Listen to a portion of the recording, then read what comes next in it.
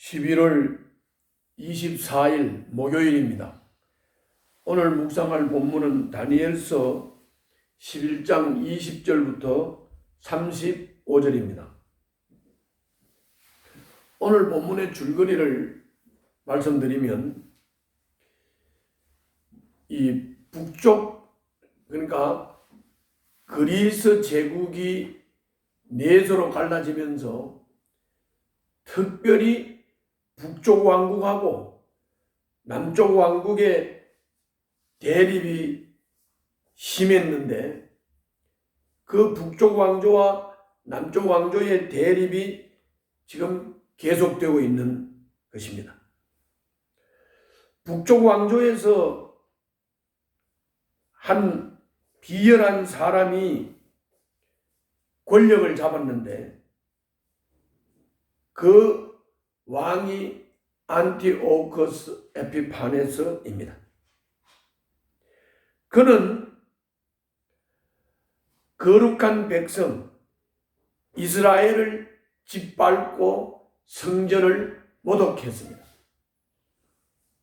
이게 남쪽으로 갔다가 돌아오면서 이스라엘을 짓밟고 성전을 모독한 것입니다. 이것이 오늘 본문의 줄거리입니다.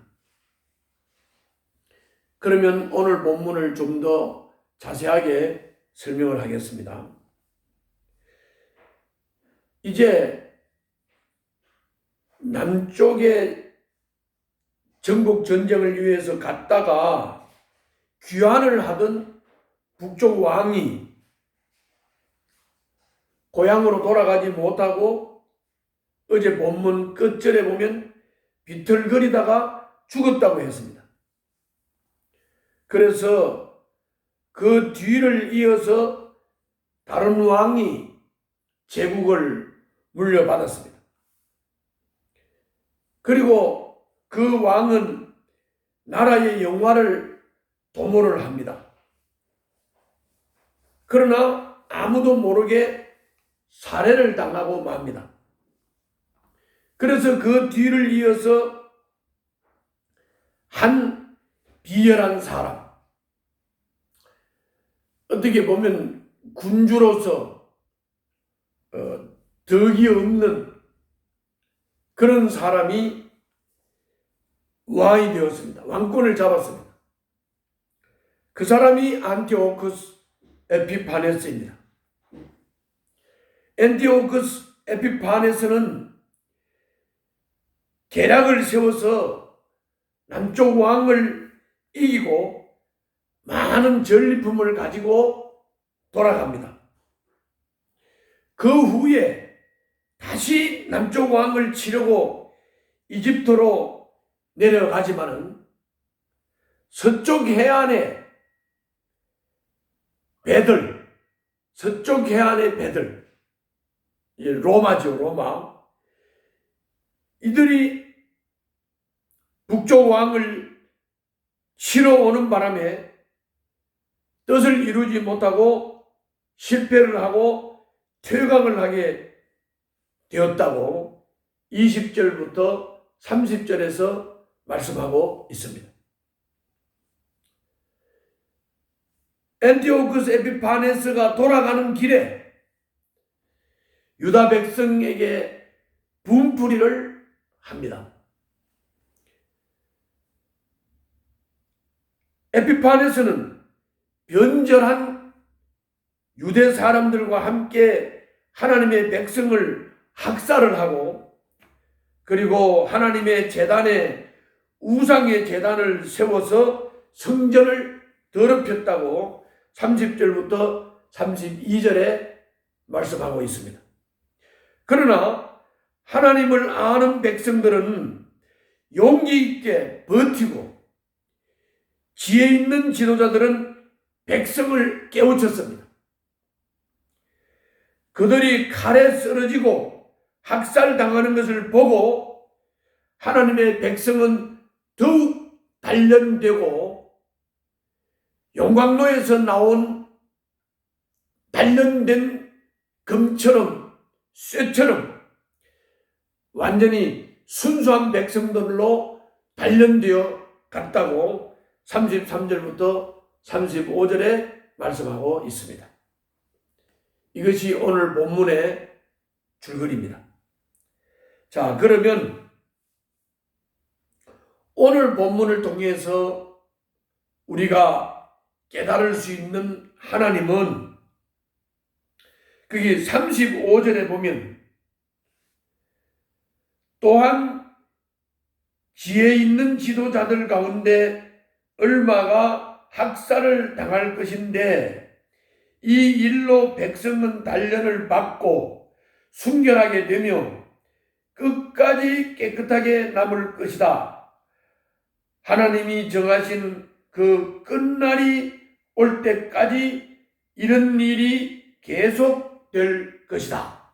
이렇게 말씀하신 것으로 봐서 하나님이 정하신 그 끝날이 올 때까지, 하나님이 정하신 때가 올 때까지 성도에게 고난을 허락하시는 하나님이다.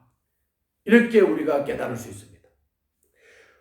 우리 성도들에게는, 하나님의 백성들에게는 고난과 박해를 거친 성도이기 때문에 불순물을 제거하고 남은 정금같이 깨끗하고 순결한 백성으로 단련되는 것입니다.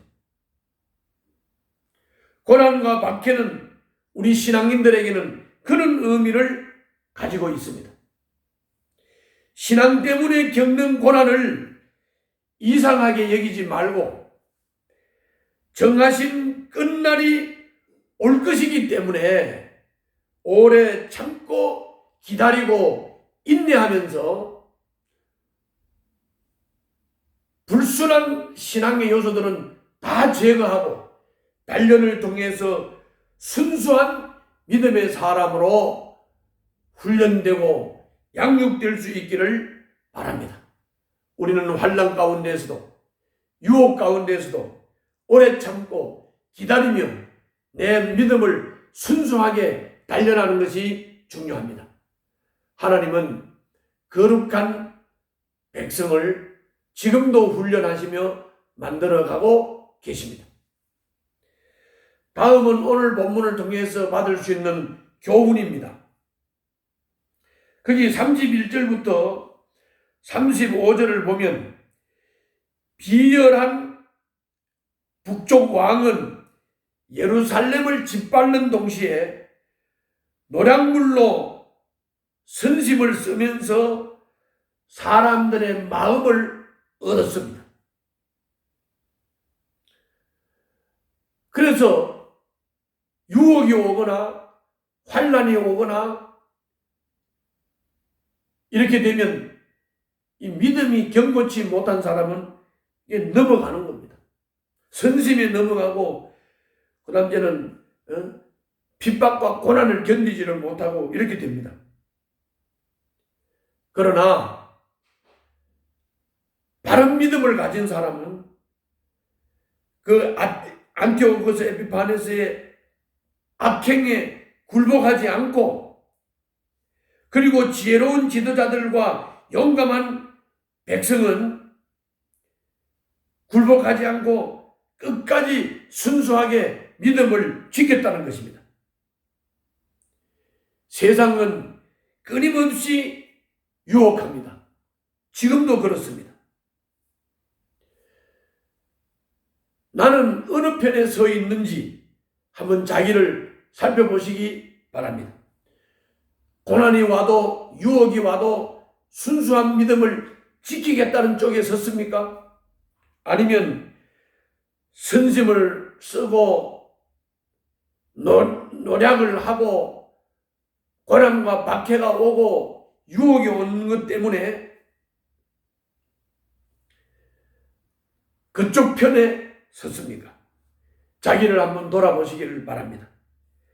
박해와 유혹은 우리의 믿음이 참인지 거짓인지 선명하게 드러나게 하는 시금석과 같은 것이 박해와 유혹이라고 하는 거 꼭 기억하시기를 바랍니다. 유혹과 핍박이 있을 때, 박해가 있을 때 나의 믿음은, 순수한 믿음은 더욱 빛나는 것입니다. 오늘도 빛나는 믿음으로 승리하시기를 바랍니다. 기도하겠습니다. 세상 유혹에 넘어지지 않게 하시고 정결한 신앙을 지키게 하여 주시옵소서.